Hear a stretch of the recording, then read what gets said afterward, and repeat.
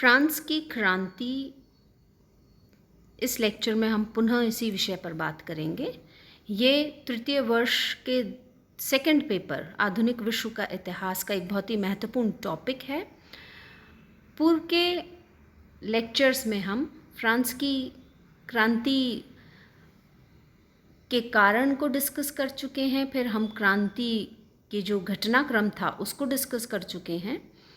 और जैसा कि हमने पूर्व के लेक्चर में ही डिस्कस किया था कि ये जो क्रांति थी, फ्रांस की क्रांति, उसको वो मूल रूप से दो भागों में उसे हम देख सकते हैं।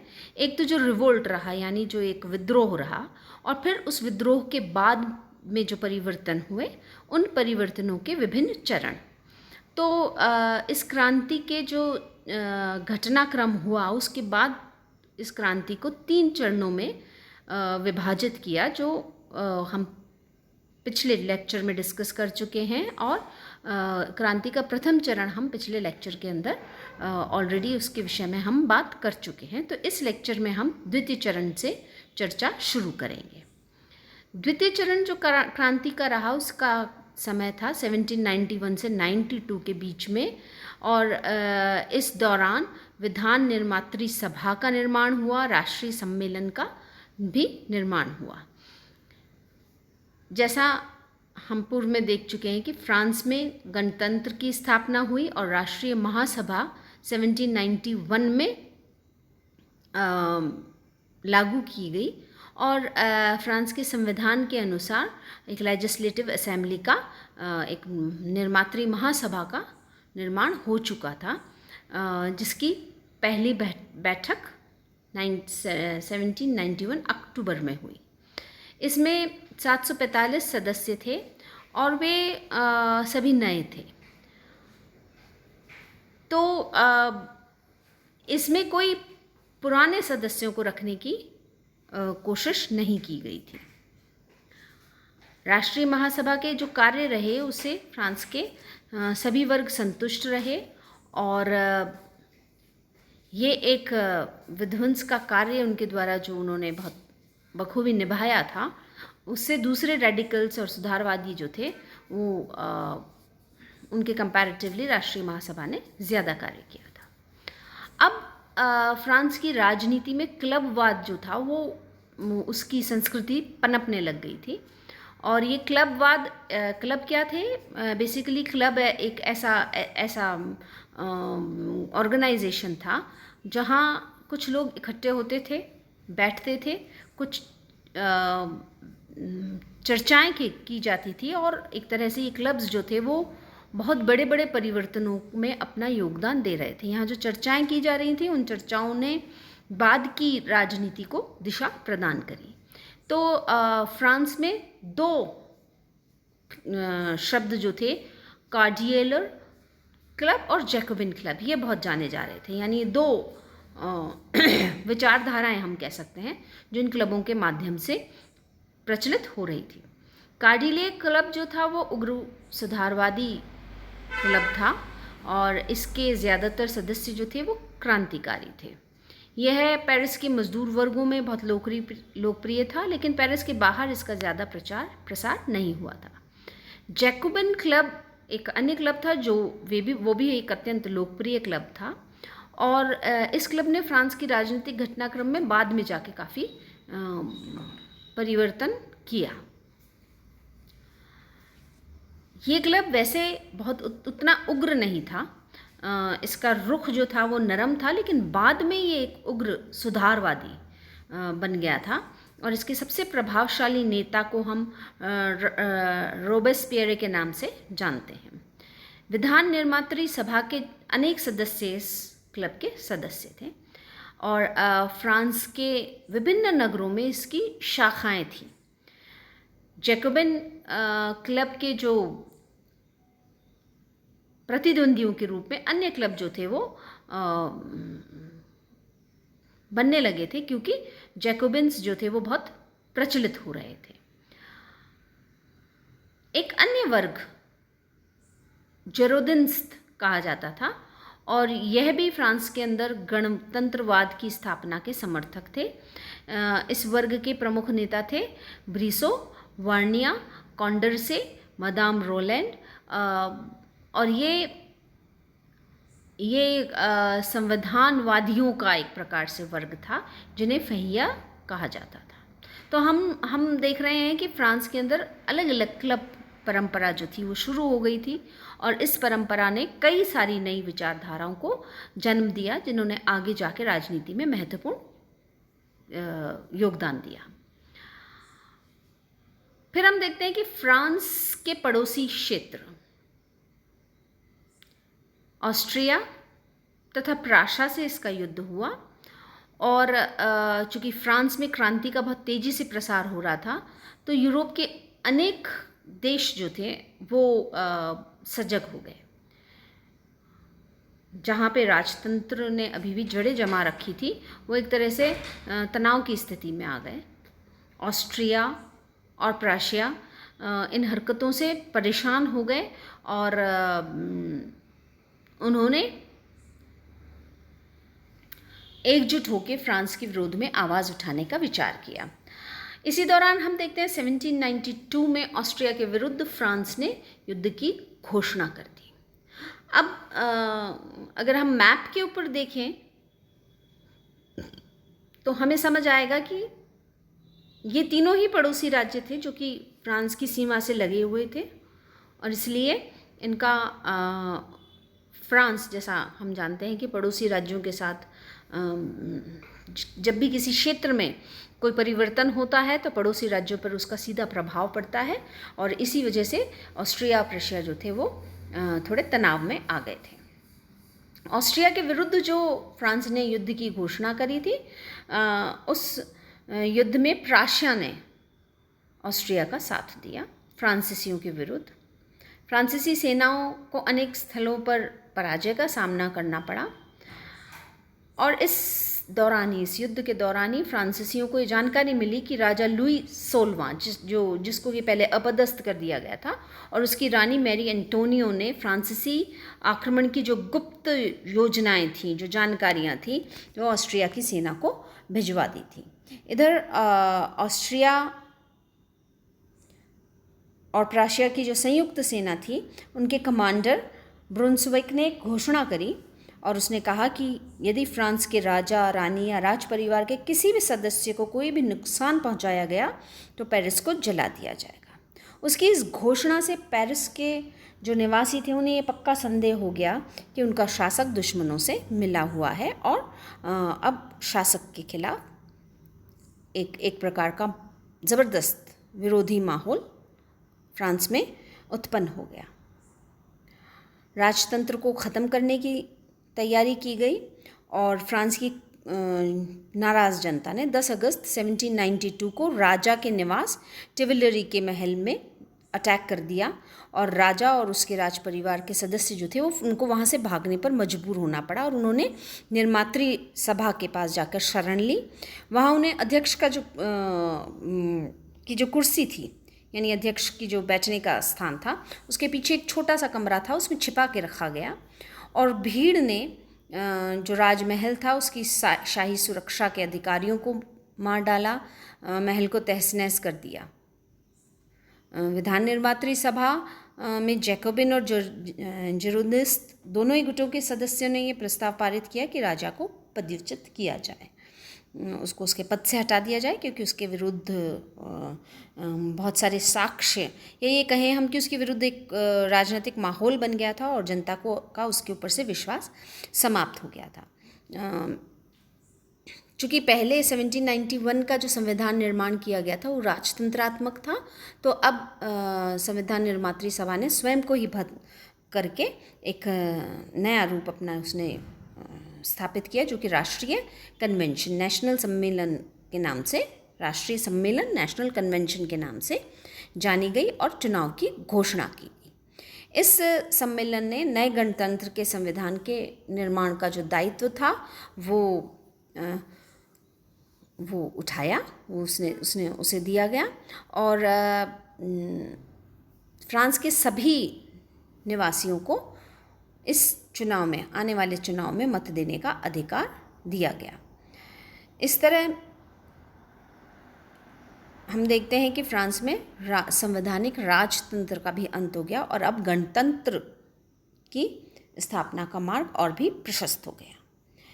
फिर राष्ट्रीय सम्मेलन का जो काल था वो 92 से लेकर 95 तक का था और इस दौरान फ्रांस का पहला गणतंत्र भी स्थापित हुआ। ये जो सभा थी वो 3 वर्ष तक अस्तित्व में रही और इसका प्रमुख दायित्व था फ्रांस के गणतंत्रात्मक संविधान का निर्माण करना, जिसकी आवश्यकता राजा के पदच्युत किए जाने के कारण पड़ी थी।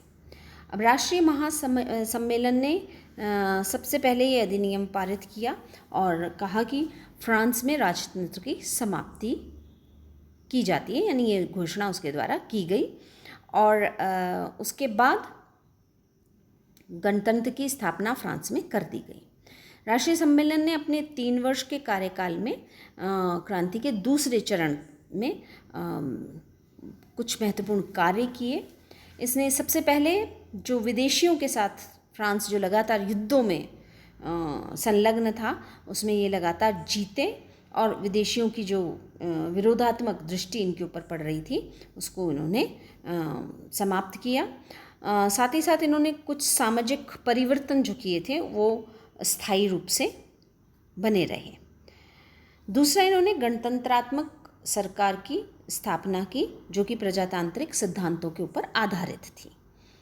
फिर हम देखते हैं कि लुई 16वां जो था वो अभी बचा हुआ था, किंतु चूँकि राजतंत्र समाप्त कर दिया गया और उसके खिलाफ ज़बरदस्त माहौल देश में बना हुआ था, तो उसके ऊपर यह आरोप सिद्ध हो गया कि उसने फ्रांस के शत्रुओं के साथ मिलकर राष्ट्रीय सम्मेलन के विरोध में गतिविधियां की थी।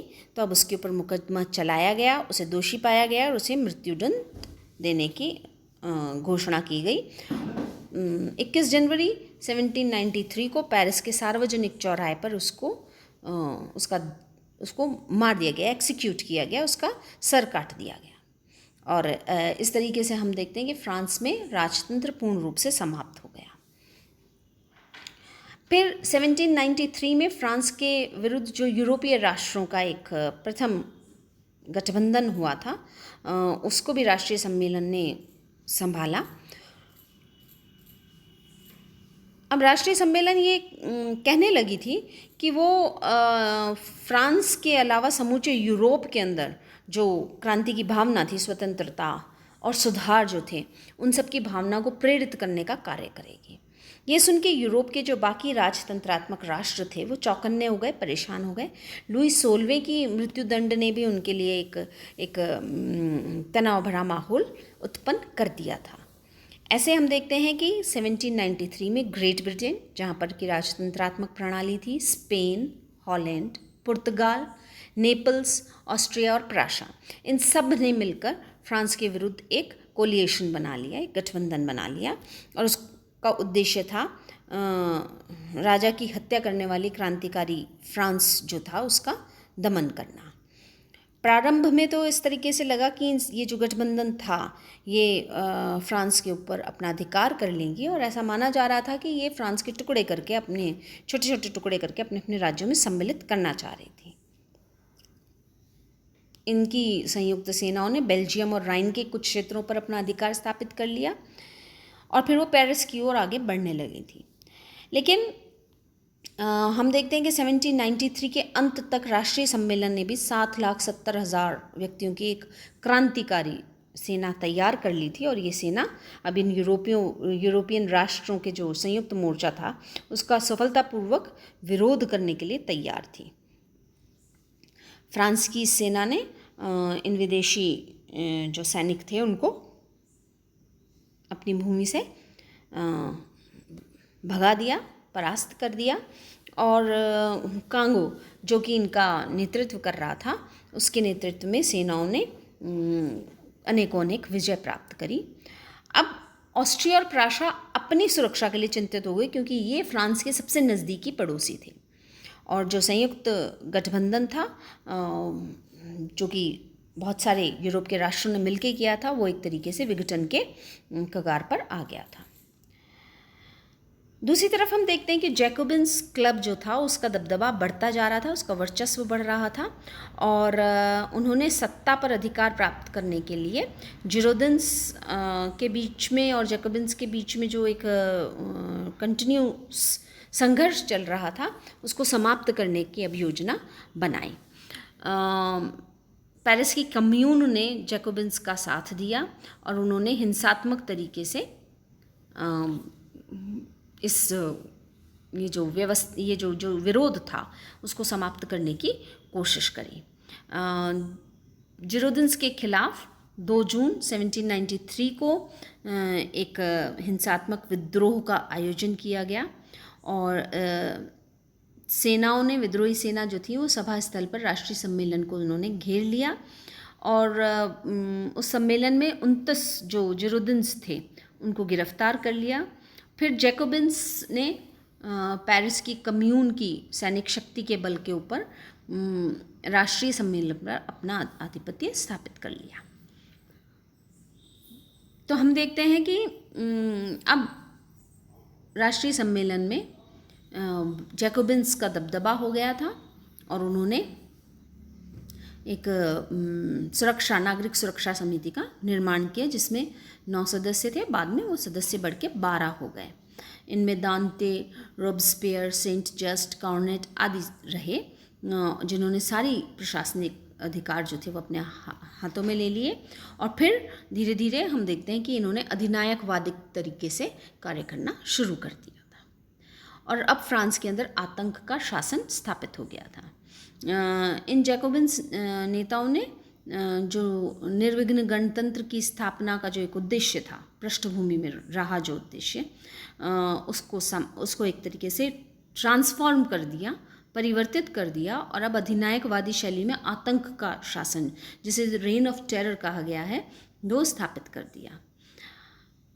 2 समितियां बनाई गई, एक सामान्य सुरक्षा समिति कमिटी ऑफ जनरल सिक्योरिटी और दूसरी क्रांतिकारी न्यायालय रेवोल्यूशनरी ट्रिब्यूनल। और इस आतंक के शासन के अंतर्गत जैकोबिन्स जो थे उन्होंने राजतंत्रवादियों को, जिरोदिन्स को, गणतंत्र में अति विश्वास रखने वालों को, सबको काफ़ी नुकसान पहुंचाया। उनके ऊपर कड़ी निगरानी रखी जाने लगी और उन्हें गिरफ्तार करके मृत्युदंड दिया गया। क्रांतिकारी न्यायालय जो स्थापित किया गया था उसके माध्यम से और बहुत से लोगों को मार दिया गया। ये जो आतंक का शासन चला, इस आतंक के शासन में हम देखते हैं कि रॉबस्पियर ने अपनी शक्ति का, अपने प्रभाव का इस्तेमाल किया और दांते को भी, जो कि उन्हीं के गुट का था, उसको भी गिलोटिन एक प्रकार का एक इंस्ट्रूमेंट था जिसे गला काट दिया जाता था, उसके ऊपर चढ़ा दिया, यानी दांते को भी मार दिया गया। और फिर उसके बाद रॉबस्पियर फ्रांस का सर्वोसर्वा बना रहा। बाद में हम देखते हैं कि रॉबस्पियर को भी दूसरे गुट ने अपनी शक्ति को बढ़ा लिया, तो रॉबस्पियर ने भी उसकी भी हत्या कर दी गई, उसे भी गिलोटिन पर पहुंचा दिया गया। और रॉबस्पियर की मृत्यु के बाद से आतंक का जो शासन था, रेन ऑफ टेरर जो था, वो एक तरह से समाप्त हुआ और फिर कुछ नए सृजनात्मक कार्यों की शुरुआत हुई।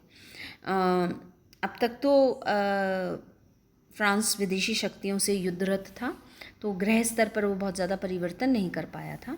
फिर उसके बाद आतंक का शासन लागू हो गया। अब नवीन परिवर्तनों की दिशा की ओर ध्यान दिया गया। सबसे पहले तो सम्मेलन ने, राष्ट्रीय महासभा ने एक नई शिक्षा पद्धति को आगे बढ़ाया और फ्रांस को राष्ट्रीय भाषा घोषित किया गया।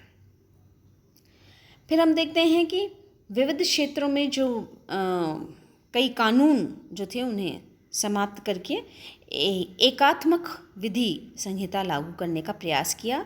सामाजिक क्षेत्रों में सुधार किए गए और ऐसे सुधार जो कि समाज के सभी वर्गों को, फ्रांस के सभी वर्गों ने उन्हें स्वीकृति दी।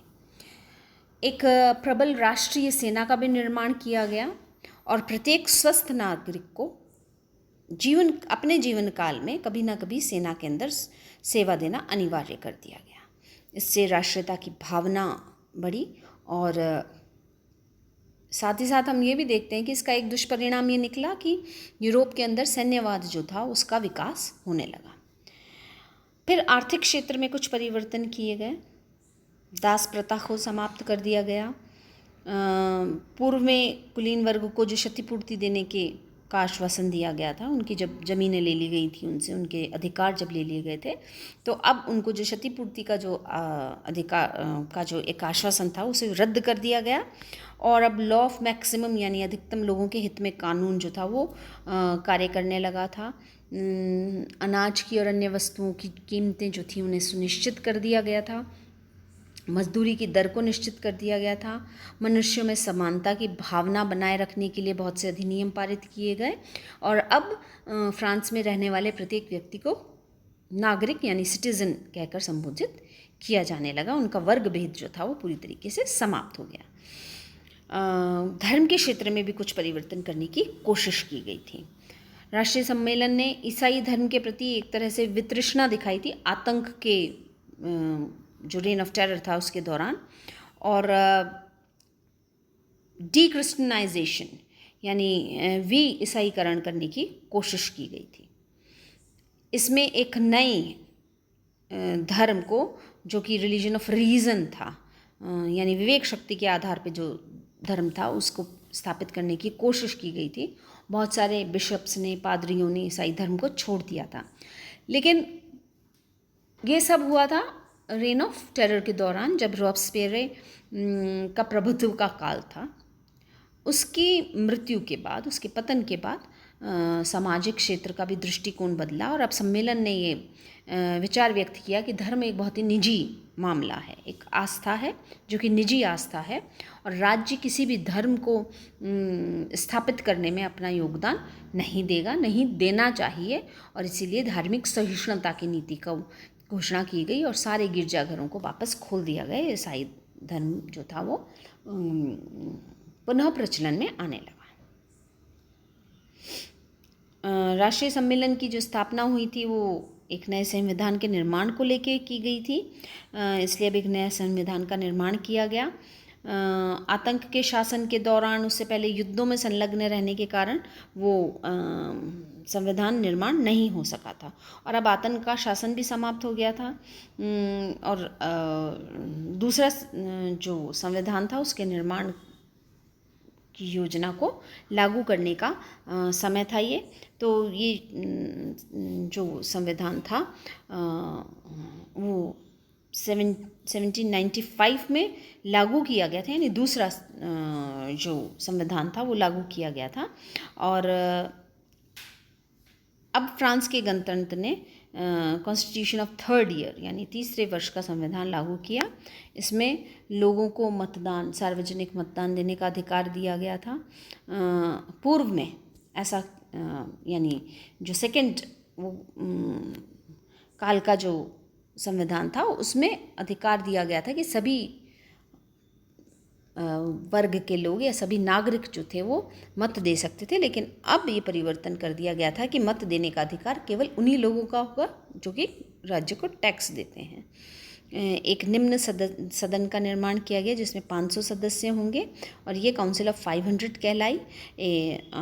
यह सदन अधिनियमों को प्रस्तावित करेगा और दूसरा सदन उच्च होगा जो कि जिसमें 250 सदस्य होंगे। ये काउंसिल ऑफ एंशिएंट्स कहलाएगा और इसका काम होगा कि उन अधिनियमों को जो कि काउंसिल ऑफ 500 ने पारित किए हैं उनको लागू करना और उनको क्रियान्वित करना। उनकी एक कार्यकारी शक्ति जो कि निर्देशक मंडल के नाम से जानी गई, उसका निर्माण किया गया जिसमें 5 सदस्य थे और इनका चयन जो था वो विधायकों के बीच में से ही किया जाना था। तो हम देखते हैं कि चूँकि अब शासन किसी एक व्यक्ति के हाथ में न रहकर 5 जनों के हाथ में आ गया था, तो अधिनायकवाद की शैली जो कि रॉबस्पियर की हो गई थी उसका एक तरह से अंत हो गया था। और 26 अक्टूबर 1795 को हम देखते हैं कि राष्ट्रीय महासभा ने अपने आप को भंग कर दिया और उसके बाद निदेशक मंडल यानी डायरेक्टरी का रूल जो था वो आरंभ हो गया। डायरेक्टरी के रूल के साथ ही क्रांति का तीसरा चरण शुरू हुआ और ये जो तीसरा चरण था ये 1795 से लेकर 1799 का काल था इस काल ये फ्रांस के गणतंत्र के पतोन्मुख का काल था। जो कि गणतंत्र स्थापित हुआ था वो धीरे धीरे अब गिरने की तरफ बढ़ने लगा था। जो सरकार थी उसकी असक्षमता, बुर्जुआ वर्ग के प्रति जो रुझान था उसको, सैनिकवाद के उत्कर्ष को बढ़ावा दिया जाना, ये जो मूलभूत भावनाएं थी वो धीरे धीरे इनका स्वर जो था वो मंदा होता जा रहा था। और डायरेक्टरी के शासन की समाप्ति के बाद हम देखते हैं नेपोलियन बोनापार्ट ने सैनिक अधिनायकवाद की स्थापना फ्रांस में करी थी। राष्ट्रीय महासभा ने जिन क्रांतिकारी परिवर्तनों का सूत्रपात किया था उन्हें आगे बढ़ाने के लिए बहुत ही प्रतिभाशाली नेताओं की आवश्यकता थी। लेकिन जो निदेशक काल में यानी डायरेक्टरी के काल में जो निदेशक बने वो बहुत ही सामान्य लोग थे, उनमें बहुत ज़्यादा कोई विशेष प्रतिभा नहीं थी। और वे अगर हम मत की बात करें, उनकी सोच की बात करें, तो वे राज्य के हित में ना सोचकर अपने स्वयं के हितों के बारे में ज़्यादा सोच रही थी, यानी व्यक्तिगत हित उनका सर्वप्रिय हो गया था। तो ये काल गुप्त योजनाओं और षड्यंत्रों का काल रहा। विधायिकी के अंदर जो जीत के आने वाले लोग थे वो राजतंत्रात्मक वादियों एवं प्रतिक्रियावादियों की संख्या पुनः बढ़ रही थी। सरकार में मध्यम वर्ग की नीतियों का अनुसरण करने का आरोप लगाया जा रहा था। सरकार की वित्तीय कठिनाइयाँ धीरे धीरे बढ़ रही थी और सरकार दिवालियेपन की स्थिति में आ गई थी। उसने अपने आप को दिवालियेपन की स्थिति में घोषित कर दिया था। हालांकि बाहरी शक्तियों से युद्धों के क्षेत्र में निदेशक मंडल ने, डायरेक्टरी ने सफलताएं प्राप्त करी, लेकिन इसने क्या हुआ, सैनिकवाद को बढ़ावा दिया।